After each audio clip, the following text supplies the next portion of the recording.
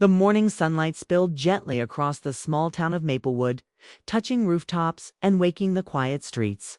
It was the kind of place where time seemed to move slower, where every house had a story tucked behind white fences and blooming yards. In one of those houses, on the edge of a lane lined with maple trees, lived Emily Hart, a woman who had learned to find beauty in small, ordinary things. She was 42, quiet by nature, and carried a calmness that made her presence feel like soft music in a busy room. Yet beneath that calm, there was something else, a silence that wasn't always peaceful. Every morning, Emily stepped into her backyard garden before the world fully woke up. The air was still cool, scented with earth and dew. Her hands, covered in soft gardening gloves, brushed against the leaves of her roses, pink, white, and golden, the flowers she had planted after her husband passed away 2 years earlier. He had loved roses. And in the quiet of the garden, she still felt him there, not as a ghost, but as a memory that breathed through the petals. She often whispered to the plants as she worked. "Too much sun today?" she'd say softly, clipping a leaf. "Let's get you a little more water." It wasn't loneliness that drove her to talk to the flowers. Not exactly. It was habit. It was love, reshaped by time, inside her small, neat home. The walls were lined with old photographs, a life that once felt complete. A wedding picture, a vacation by the lake, a birthday party where laughter filled the frame. Now, that laughter had turned into a memory she revisited on quiet nights, when the only sound was the ticking of the kitchen clock. But life, Emily believed, was still full of gentle surprises. She just hadn't met one in a long time. That morning, as she bent to trim a dying branch, she noticed the sky turning gold through the trees. A soft breeze brushed against her face, carrying the scent of lavender from the neighbor's yard. The house next door had been empty for months. Its previous owners had moved away last winter. Now there was movement. Emily glanced up and saw a moving truck parked by the driveway. A man stood beside it, giving directions to the movers. He looked to be in his late 40s, tall, quietly composed, the kind of stillness that mirrored her own. He caught her glance and smiled, lifting a small box as if to wave. Emily hesitated, then smiled back, polite, brief, uncertain. She turned back to her garden, pretending to focus on her roses, but her thoughts wandered. She wondered what had brought him here, to this quiet town where nothing much ever happened. New faces always stirred whispers in Maplewood. But Emily wasn't one to gossip. She preferred to let stories unfold on their own as she watered her flowers. She couldn't help but notice how empty the space next door had felt before, and how for the first time in months, it looked alive again. By noon, the sun was high. Emily retreated to her porch with a glass of lemonade and her journal. It was an old habit, writing a few words each day, not as poetry, not as letters, but as quiet thoughts. She didn't say aloud. "The garden feels different today," she wrote. "Maybe it's the sunlight. Or maybe it's something new in the air." She didn't write about the man next door, though she thought about him longer than she meant to. Later that afternoon, while cleaning her tools, she heard a faint sound of someone humming a tune carried by the wind. It came from the other side of the fence. A simple melody, low and thoughtful, the kind people hum when they're lost in work or memory. Emily smiled without realizing. There was something strangely comforting about it, a human sound blending into the rustle of leaves. That evening, as the sun began to set, she sat on her porch again, watching the soft light fade into orange and gold. Fireflies began to appear in the distance, tiny sparks flickering in the darkening yard. The house next door had its windows open. And for a brief moment, Emily caught the faint scent of coffee drifting across. She looked toward the light and saw the man sitting by his window, writing something, perhaps a letter, perhaps a note. Much like she did every night, there was something poetic in the symmetry of it to quiet souls. Side by side, separated only by a fence and a few feet of grass. Neither knew the other's story, yet both carried a silence shaped by time. Emily wondered what he wrote about. Did he miss someone too? Did he, like her, find comfort in routine? The questions lingered softly, unanswered but alive. As night settled, the world grew still. Emily placed her journal beside her chair, whispering a quiet goodnight to her garden. The roses swaying gently in the evening air seemed to listen. She didn't know that across the fence, David, though she didn't yet know his name, had also noticed her that morning.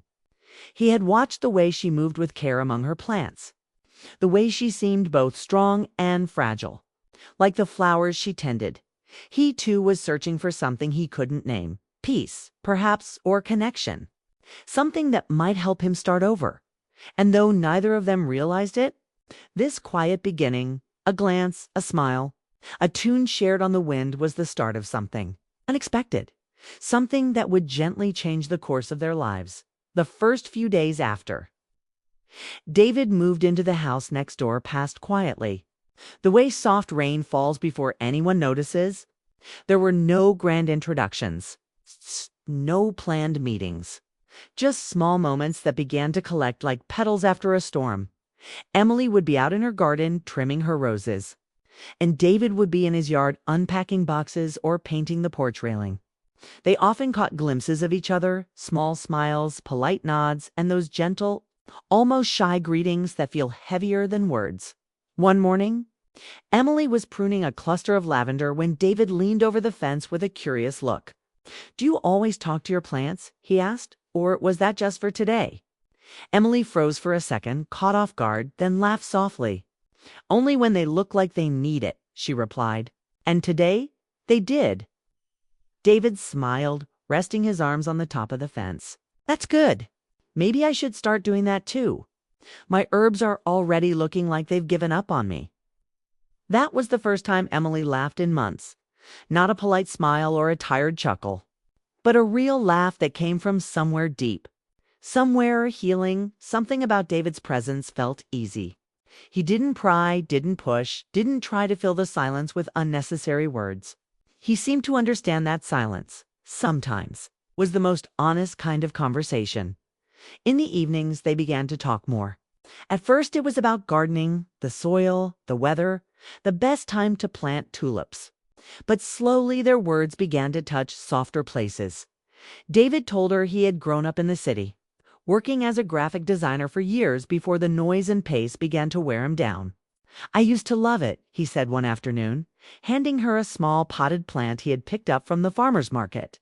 "But somewhere along the way, I realized I was designing things for people I'd never meet. In rooms I didn't care about." Emily nodded. "So you came here to start over?" He looked out across the garden, thoughtful. "Maybe to remember who I was before everything became so busy." Emily understood more than she said. She had come to her garden for the same reason, to remember how to breathe after her world had fallen apart. That evening, as twilight brushed gold across the leaves, David helped her move a heavy planter box. "You don't have to," she said, watching him struggle with the weight. "I know," he answered with a grin, "but I'll feel useful if I do." The moment passed easily, but when their hands brushed briefly on the wooden edge, something subtle hung in the air. Not romance yet, but recognition. The quiet awareness that both of them carried invisible stories as they stood there catching their breath. Emily looked at him and saw not just a new neighbor, but someone who seemed to understand what silence meant.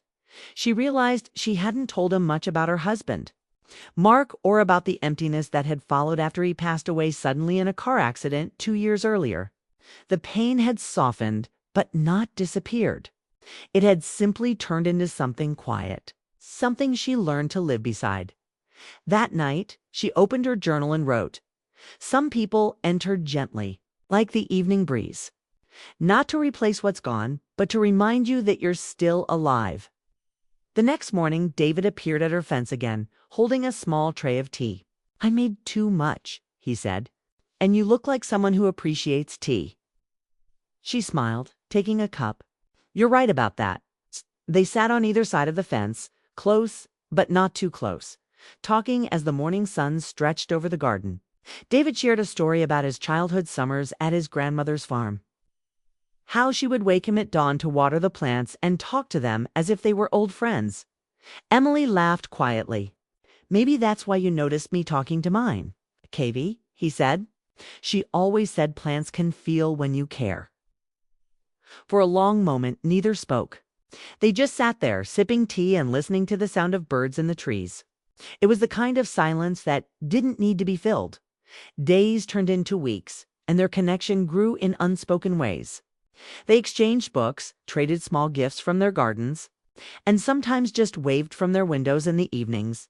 Emily began to notice small things. The way David looked at the sunset before going inside. How he always carried a notebook in his hand, scribbling thoughts she would never ask about. And David noticed her too. How she tilted her head when she watered the flowers. How her laughter seemed to lift the air arrow. The days in Maplewood passed with a rhythm that felt almost musical. Quiet mornings, slow afternoons, and soft golden evenings that seemed to melt into memory. For Emily and David, time had become a gentle companion. Their friendship, once cautious and uncertain, had settled into something steady, comforting yet. Sometimes, comfort hides restlessness. And one small moment was all it would take to remind them both how fragile peace could be. It was a real Saturday morning when the first real twist arrived, though it didn't come in the form of words or confessions, but something much simpler. Emily was kneeling in her garden, trimming the edges of her rose bed when she heard a loud crash from the house next door. The sound startled her so much she dropped her shears dot without thinking. She rushed to the fence. "David, are you all right?" For a moment, there was silence. Then his voice, calm but strained. "I'm fine. I just dropped a shelf." Not my most graceful moment. She could hear the sound of scattered wood and a soft groan of frustration. Without hesitation, Emily wiped her hands on her apron, walked around the fence, and knocked on his door. When he opened it, she was met with a sight that made her laugh. David standing in the middle of his living room, surrounded by broken pieces of a bookshelf and a sea of spilled books. "I was trying to reorganize," he said sheepishly, brushing dust from his shirt. "Turns out I'm better at breaking things than building them." Emily chuckled, stepping carefully into the room. "Looks like you've discovered a new kind of art installation." David smiled, shaking his head. "Well, it's modern chaos. You like it?" "I've seen worse," she teased gently. They both laughed, the kind of laughter that fills a room and makes it feel lived in. For a brief moment, the space between them dissolved into something easy, natural, unguarded. As they picked up the books together, Emily noticed the titles: poetry, photography, travel journals, and one small sketchbook filled with pencil drawings.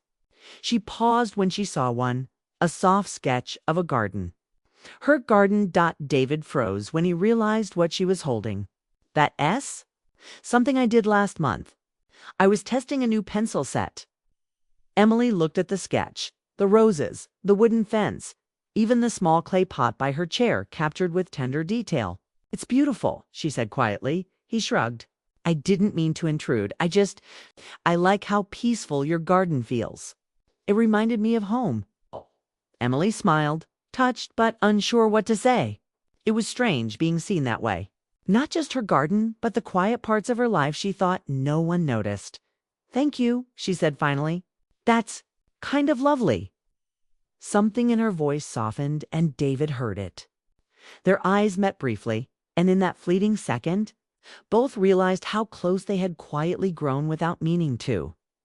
Later, when the mess was cleaned up, David offered her tea as thanks. They sat by the window, the afternoon sun pouring in through the glass. Outside, the world shimmered in golden calm. "I've been thinking about going back to the city," he said suddenly, his voice low. Emily's heart faltered. "Oh, it's not decided," he continued. "Just an offer that came up, a design project. Something that could get me back on my feet." She nodded slowly, forcing a small smile. "That's good, David. You've worked hard for that." But inside, something ached. Not for the romance she hadn't dared to imagine, but for the comfort she knew she would lose if he left. David noticed the silence that followed. "I didn't mean to drop that on you," he said quietly. "I just didn't know who else to tell." "That means you trust me," she replied, her tone soft but steady. "And I'm glad you did." That evening, as she returned home, the quiet felt heavier than usual. She walked into her garden, sat by the roses, and looked toward the fence where David's porch light glowed faintly in that glow. She saw the faint shadow of him sitting by the window, sketching again. It was such a simple thing, yet it stirred something deep inside her, the bittersweet reminder that life always moved forward. Whether or not we were ready, she thought about the sketch he'd drawn of her garden. How carefully he had captured every detail. It wasn't just a picture of flowers and fences. It was a moment preserved by someone who had seen what she had built, both outside and within. A few days later, fate intervened again, this time through a letter. It arrived in Emily's mailbox, unmarked except for a familiar handwriting. She opened it, half expecting a neighbor's note, but instead found a folded piece of paper and a single line. "You once said gardens teach patience. I think I'm still learning what that means." There was no name, but she didn't need one. She smiled faintly, her eyes glistening in the morning light. David hadn't left yet. Not physically.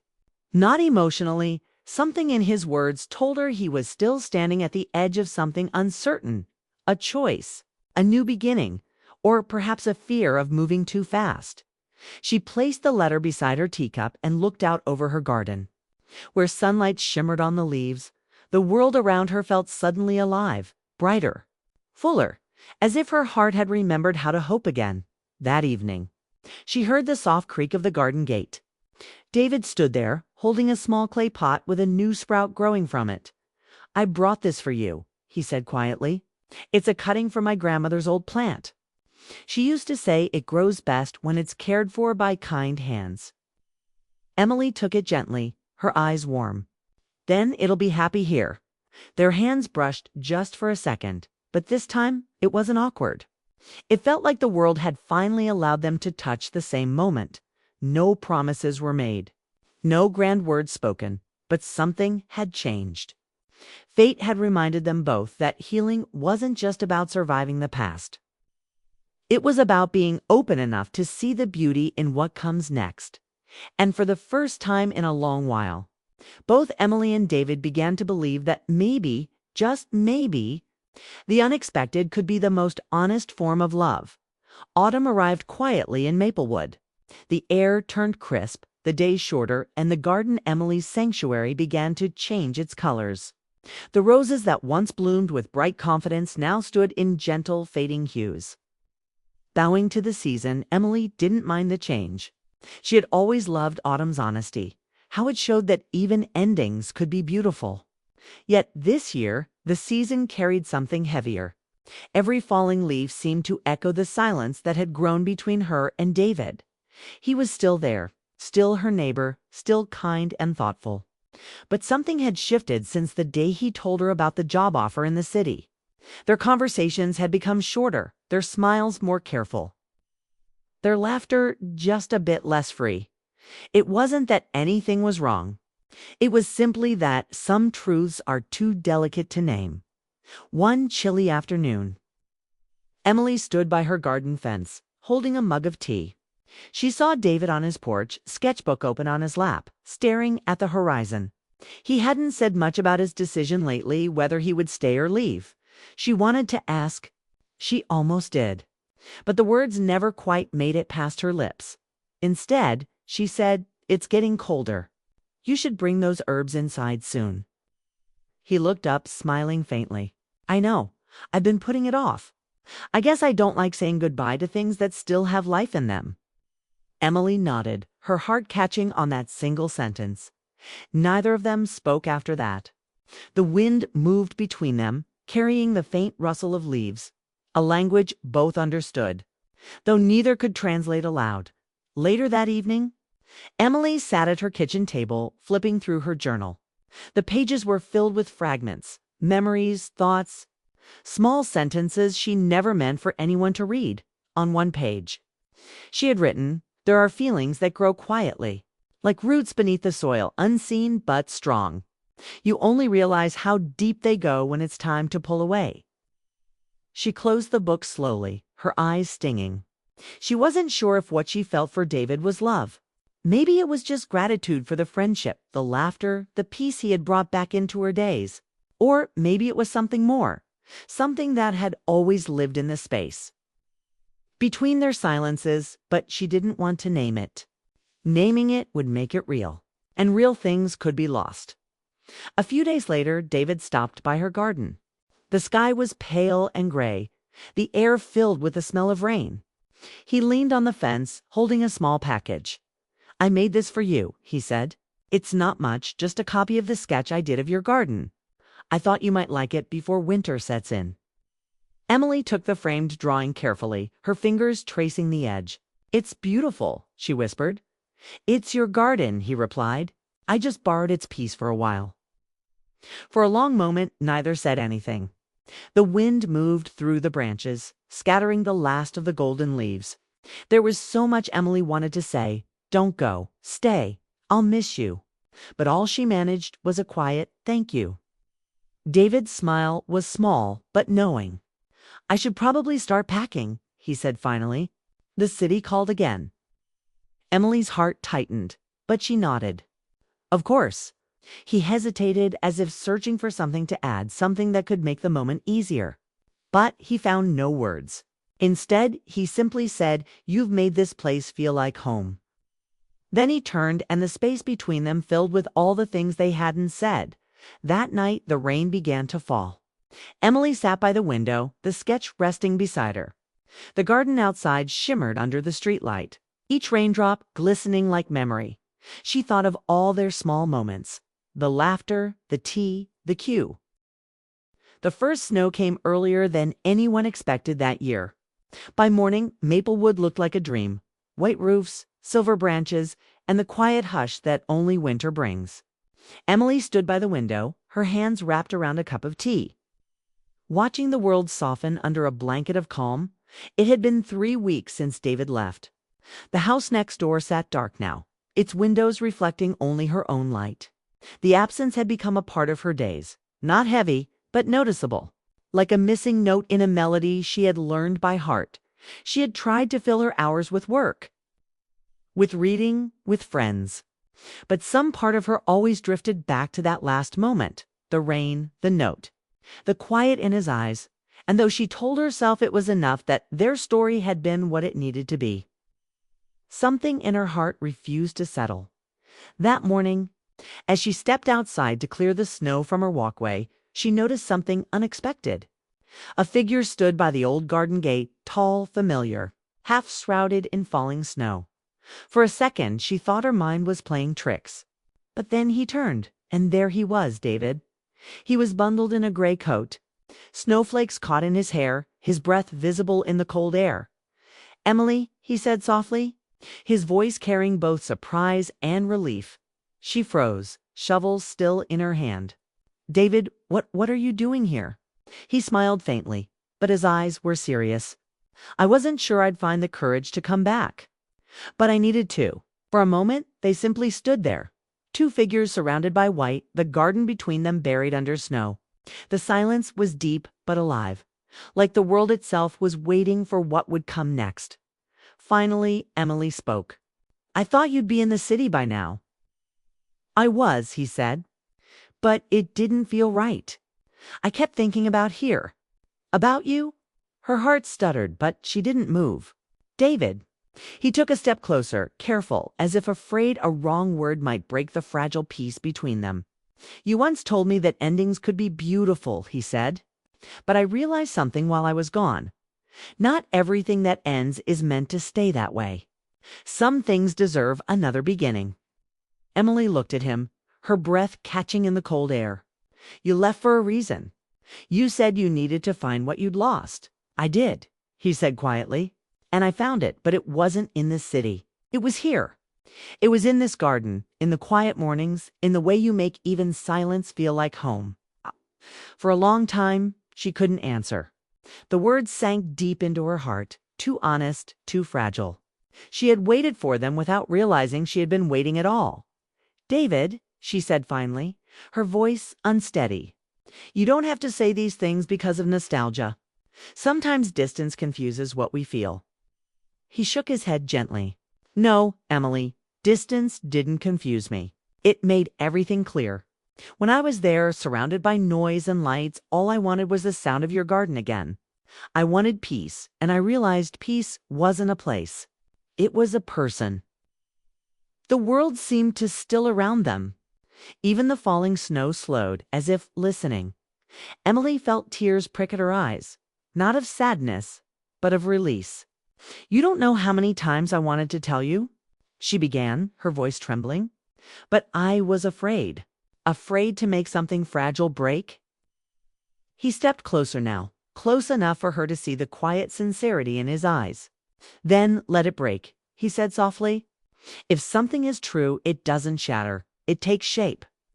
Her lips parted, but words wouldn't come. Instead, she simply looked at him, this man who had come back through the snow. Not because he was lost, but because he had finally found what mattered. The silence that followed was different this time, not heavy, but full. Full of things finally spoken, of walls quietly falling away. Emily looked toward the garden, blanketed in white. "Do you remember the first time we met here?" she asked, smiling faintly. "You were sketching those roses, and I thought you were trespassing." David laughed softly, a sound she hadn't realized she missed so much. "You almost made me apologize for admiring your flowers." "You should have," she teased gently. He grinned, then grew quiet again. "Emily, I don't know what comes next. I'm not asking for promises. I just know I want to be where you are, even if all we ever share is tea in the garden." Her eyes softened. Tea and silence. "Your kind of silence," he said. "The peaceful kind. For the first time in months." Emily felt something lift inside her, like spring quietly returning beneath the snow. She nodded slowly. "Then stay. Not forever, not for promises. Just stay for now," he exhaled, a smile breaking through. "That's all I was hoping for." They stood there, side by side, the snow still falling softly around them. The world seemed brighter somehow, not because the clouds had lifted, but because something inside them had. Later, as they sat by the window with steaming mugs of tea, Emily looked at the garden. Beneath the snow, she could still see the faint outlines of her plants sleeping, but alive, waiting for the season to turn. "It's strange," she said quietly. "Everything looks so still, but there's life underneath, waiting." David nodded. "Just like us." She smiled, and for the first time in a long time, it reached her eyes. The ache of silence had turned into something else, something steady. Hopeful, maybe this was what truth felt like. Not loud, not dramatic, but calm. Like the moment before the sun returns after a long night. And in that calm, Emily realized the unspoken had finally been said. Not in grand gestures or declarations, but in the courage to stay. Winter gradually softened into early spring. Maplewood began to stir again with life buds breaking through the frost. Robins returning to the trees and the garden waking from its quiet sleep. Emily's backyard, once blanketed in snow, now showed hints of color. The first crocuses pushing through. The faint green of daffodil leaves and the promise of roses yet to bloom dot inside her home. The air smelled faintly of tea and fresh paper. A small journal open on the table beside her. Emily glanced at it but didn't write, not yet. Today felt like a day for living the story, not recording it. Across the fence. The soft sound of movement caught her attention. David appeared at the gate, carrying a small bundle of gardening tools and a notebook tucked under his arm. His coat was lighter than the one he had arrived in months before. The lines of worry softened from time and reflection. Emily stepped outside, feeling the warmth of the sun on her cheeks. "Good morning," she said. "Good morning," he replied, his voice calm but carrying the subtle weight of shared memory. He handed her the bundle of tools. "I thought we could start preparing the garden together for spring. You know, some fresh soil, a few new bulbs." Emily accepted them with a smile, feeling that familiar sense of comfort he always seemed to bring. "I'd like that," she said softly, as they worked side by side, planting and trimming. There was no rush, no pressure, just the quiet rhythm of hands in the soil and laughter shared over small discoveries. A stray tulip bulb rolled across the ground and David picked it up. joking about the rebellious nature of spring flowers. Emily laughed, and the sound felt like sunlight on a wintered heart. They spoke of ordinary things, the weather, neighbors' plans, books they were reading, and little glimpses of past memories. Yet every word carried a deeper resonance, the kind that forms when two people understand each other without needing to explain everything at one point.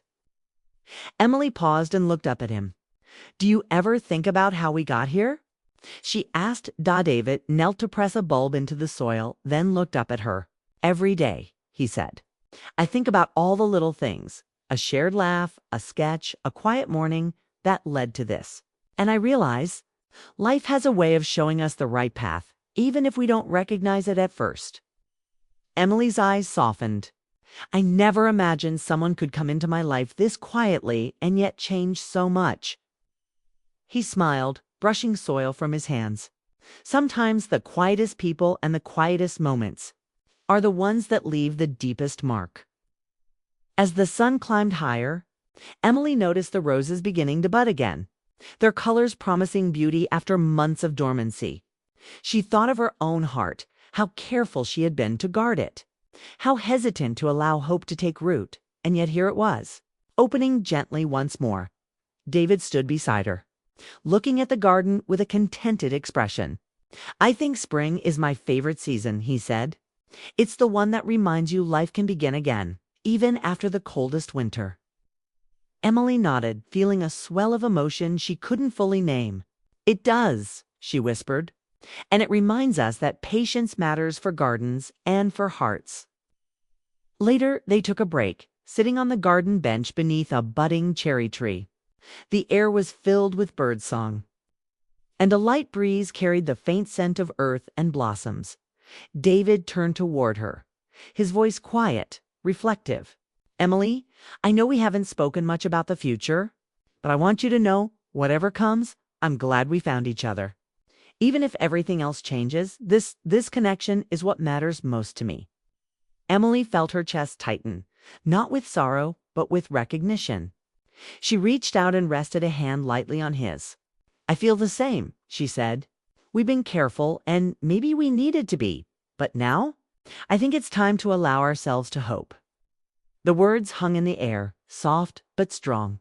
No grand declarations, no pressure, just honesty and shared understanding by evening. The garden glowed in the golden light of the setting sun. Tulips, daffodils, and the first rosebuds seemed to lean toward the warmth. "As I